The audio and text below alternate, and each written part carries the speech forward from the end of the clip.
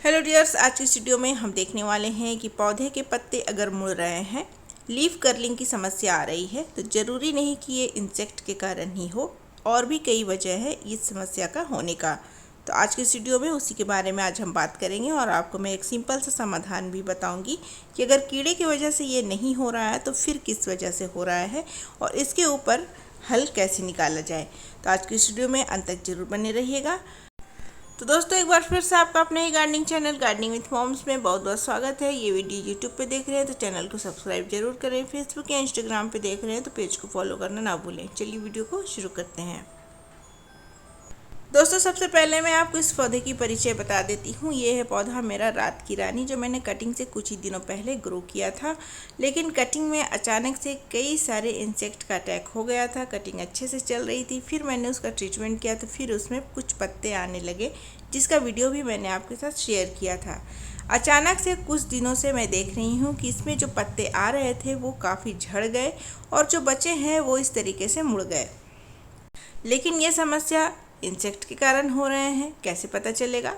ज़्यादा कुछ नहीं, पत्तियों को नीचे की तरफ से देखें। अगर इसके पीछे अगर आपको कोई ब्लैक डॉट्स या वाइट डॉट्स या फिर जाली इस तरह की चीज़ें नज़र आए तो आप समझ जाएं कि ये प्रॉब्लम आपको इंसेक्ट की वजह से फेस करना पड़ रहा है। लेकिन पत्तियों के पीछे कुछ भी नज़र नहीं आए, कोई भी डॉट या फिर कोई धब्बे इस तरह की चीज़ें नहीं नज़र आए, तो फिर आप समझें कि ये प्रॉब्लम इंसेक्ट के वजह से नहीं है। यहाँ पर आप देखेंगे पत्तियाँ भी मुड़ रही है और कुछ ब्रांच जो हैं वो भी सूख रहे हैं टीप के तरफ से।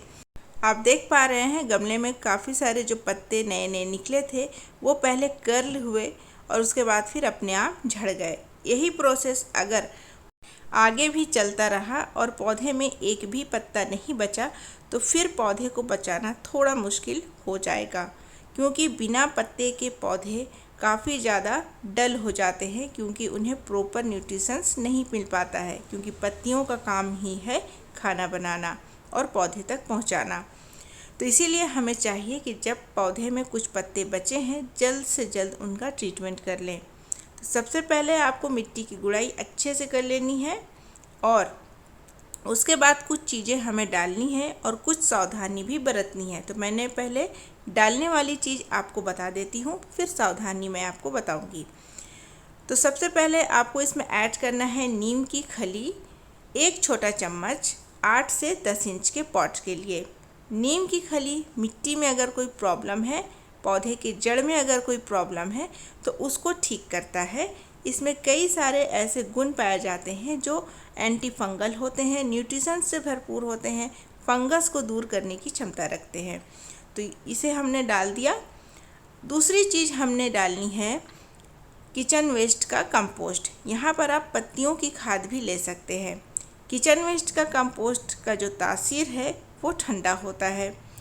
कई बार देखा गया है कि पत्ते मुड़ने का कारण हीट भी होता है, और इस बार जिस तरीके से गर्मी पड़ी है उससे पौधे काफ़ी ज़्यादा ख़राब हुए हैं, उसमें कर्लिंग की समस्या भी आई है।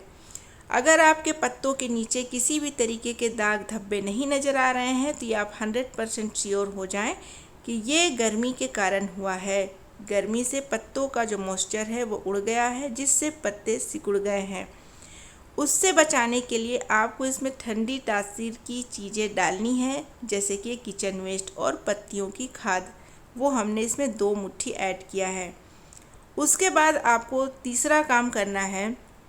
आपके पास कोई भी सूखे पत्ते हैं, गार्डन वेस्ट के हों या फिर किचन वेस्ट के छिलके वगैरह हों, उन्हें आप अच्छे से ड्राई कर लें। पहले गीला नहीं डालना है, ड्राई किया हुआ जो सूखे पत्ते वगैरह होते हैं वो आप इस तरीके से डाल दें।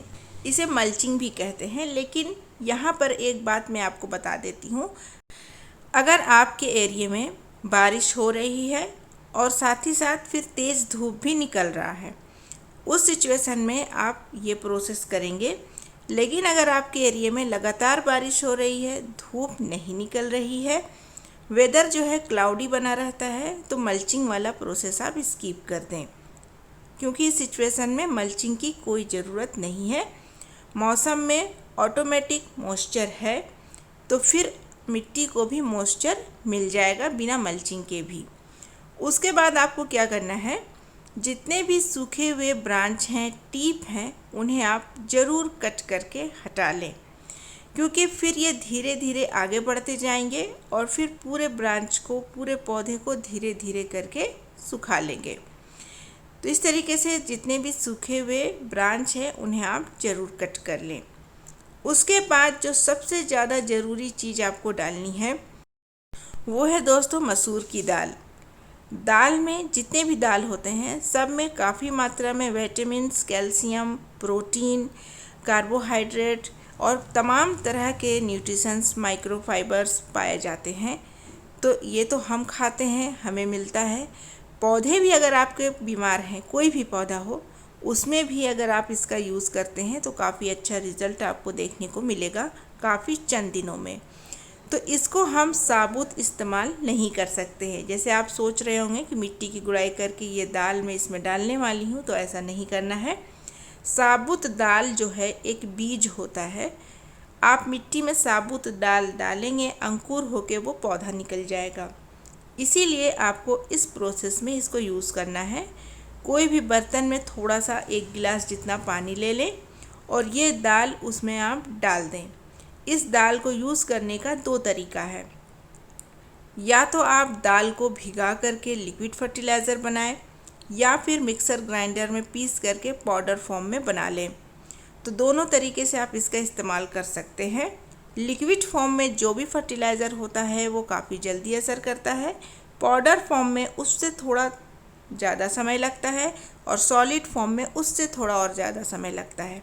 हमें अभी तुरंत रिज़ल्ट चाहिए, इसीलिए हम लिक्विड फॉर्म में इस्तेमाल करेंगे।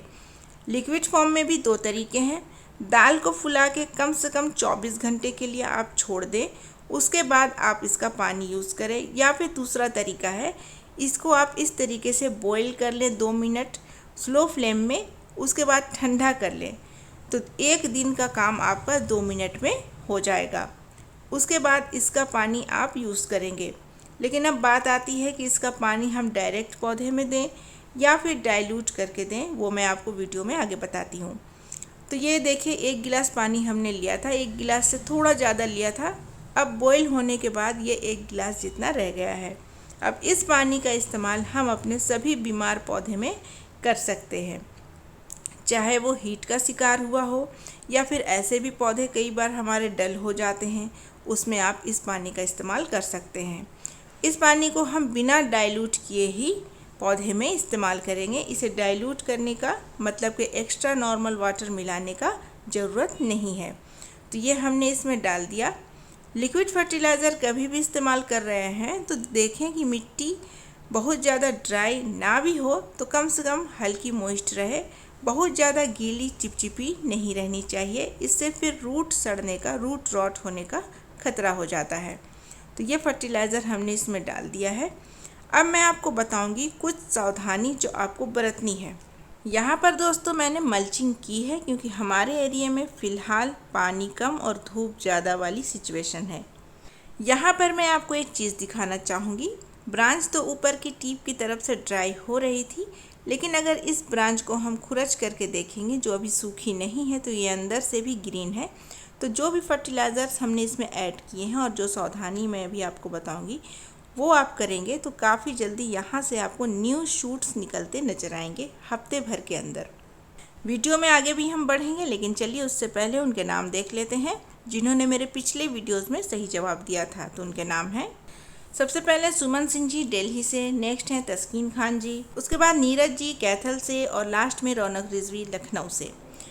तो दोस्तों हम बात कर रहे थे कुछ सावधानी बरतने की। जैसे कि आप मिट्टी में तो पानी देंगे ही, लेकिन कभी बारिश ना हो तो आप पत्तियों पर भी रोज़ाना 1 बार पानी का छिड़काव ज़रूर करें। एहतियात के तौर पर मैं यहाँ पर आपको बता दे रही हूँ, अगर आपके पास नीम ऑयल है या फिर कोई इंसेक्टिसाइड है तो उसका छिड़काव भी आप हफ्ते में 1 बार पौधे के ऊपर ज़रूर करें। दूसरी चीज़ जो मैं आपको बता दूं, अभी अगर आपके एरिया में खूब ज़्यादा बारिश हो रही है, धूप कम निकल रहा है, तेज़ धूप नहीं है, तो फिर आप इसको खुले आसमान के नीचे रख दें।